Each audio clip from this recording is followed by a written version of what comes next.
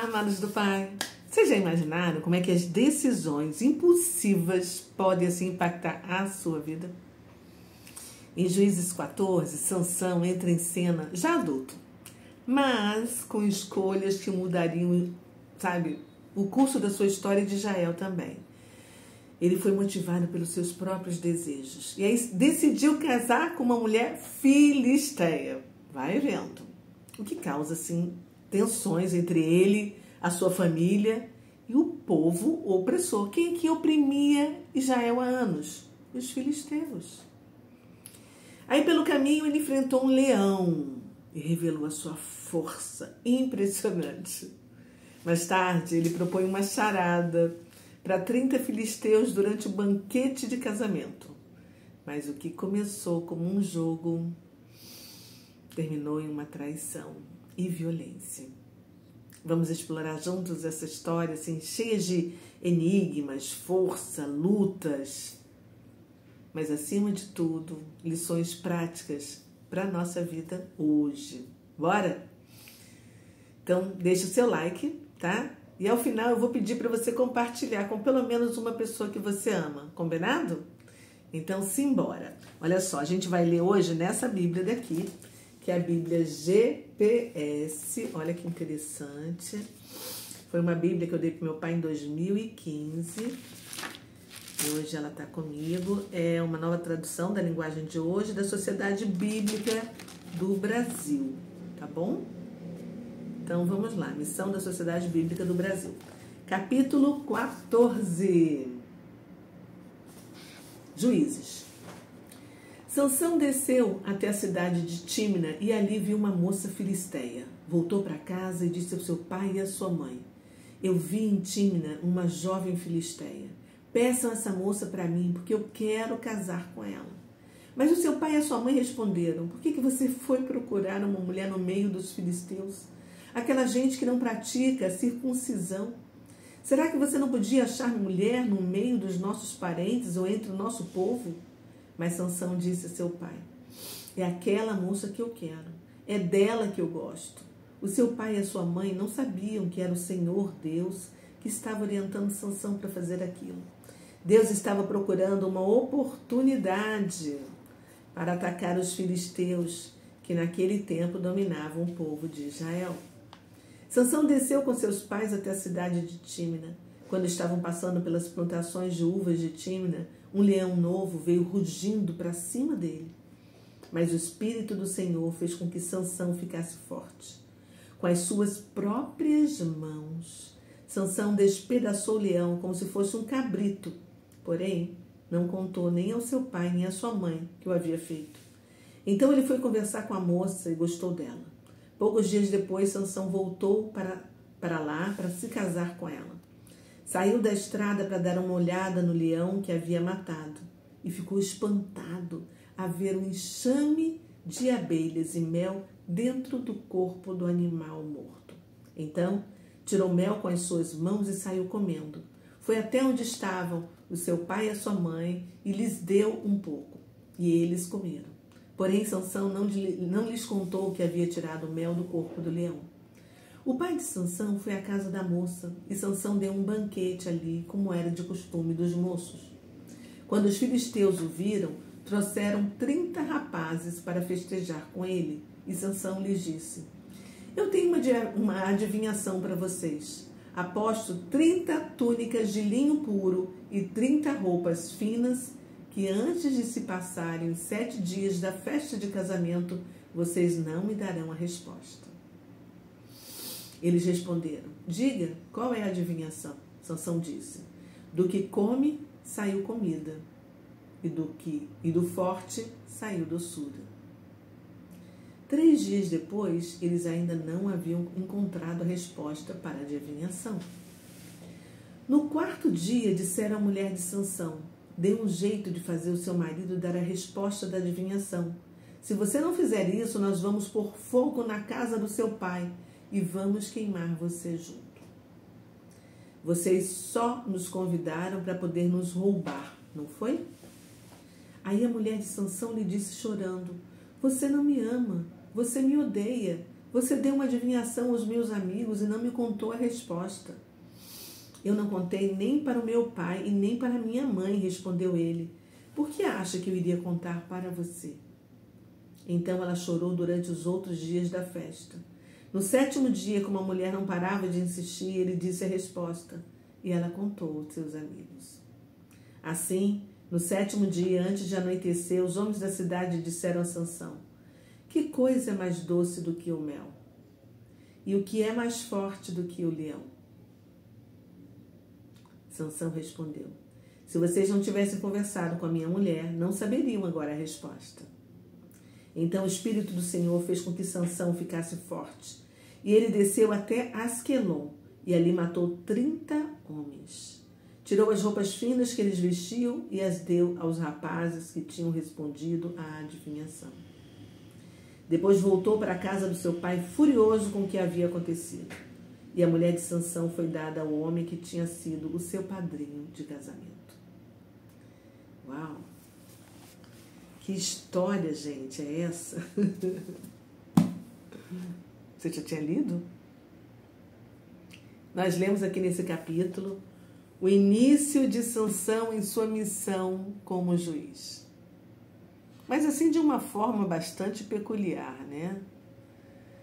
Como é que esse cara vai se interessar por uma mulher filisteia lá de Tímina? E ainda exige que os pais arranjem um casamento. Mesmo sabendo que estava tudo errado. Que era contra os costumes do seu povo, né? Dos israelitas. Coitado dos pais. Tentaram até dissuadi-lo, né? Mas ele insistiu. O texto nos conta que essa decisão fazia parte do plano de Deus para criar uma oportunidade de confronto com os filisteus, que dominavam Israel na época. Mas isso porque Deus conhecia Sansão. E aí no caminho para Tímina, Sansão enfrentou e matou um leão com as próprias mãos, né? E mais tarde, ao passar pelo mesmo local, ele encontrou mel dentro do cadáver do leão. Ele come o mel e dá também aos seus pais, sem descontar de onde vinha o mel, né? Aí, durante o banquete de casamento, ele desafiou 30 convidados filisteus com uma charada baseada na experiência que ele tinha vivido com o leão, né? E aí ele falou: do que come saiu comida, e do forte saiu doçura, algo assim parecido. Mas os filisteus, incapazes de resolver o enigma, manipularam a esposa para arrancar a resposta. Aí, enfurecido, ele matou 30 filisteus em Ascalon, lá em Gaza. Ascalon fica em Gaza, que é a região dos filisteus, tá? Para poder pagar a aposta das roupas, né? E retorna para a casa dos pais, deixando a esposa furioso para trás. Que situação, né? Que lições a gente pode retirar deste capítulo para aplicar na nossa vida? A gente viu que a escolha de Sansão de casar com uma filisteia gerou conflitos. Mesmo Deus fazendo aquele esquema como diz a Bíblia. Mas a gente viu que as decisões impulsivas têm consequências. Deus escolheu com ele porque conhece ele. Deus pode usar até os nossos erros para cumprir seus planos, não é verdade? E vimos claramente isso nesse capítulo. Porque mesmo as decisões questionáveis de Sansão foram usadas pelo Senhor para confrontar os opressores de Israel. A gente viu também que o desafio da charada revelou assim como a busca por uma superioridade, vingança, pode abrir portas para um conflito. Sansão era um homem orgulhoso, provocador, né? Desobediente aos pais e a Deus. A gente viu que o Espírito de Deus capacitou Sansão, mas ele frequentemente agia por suas próprias paixões. Ele não pensava em mais nada. Ficou claro que ele era um homem que colocava as decisões dele acima de todas as outras coisas. E a lição que a gente tira é a gente alinhar as nossas escolhas, né, ao propósito de Deus para a nossa vida. Ou a gente vai andar sempre na contramão da história, sofrendo consequências. E a gente vê, tem várias pessoas que vivem reclamando: poxa, tudo que eu faço não dá certo, a minha vida é sempre a mesma. Pare, reflita, pense, anote as coisas e pense: será que eu realmente estou no meio do propósito de Deus, da vontade de Deus para a minha vida? Vamos refletir, gente? Quais decisões impulsivas você tem tomado na sua vida? E quais são as consequências que você tem vivido? Isso é importante, né? É importante analisar para você não ficar vivendo assim de qualquer jeito.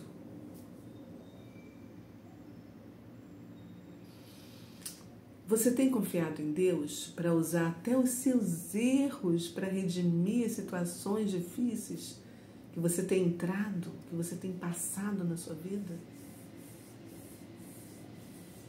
Deus sabe de todas as coisas, Ele é onisciente, onipotente, onipresente.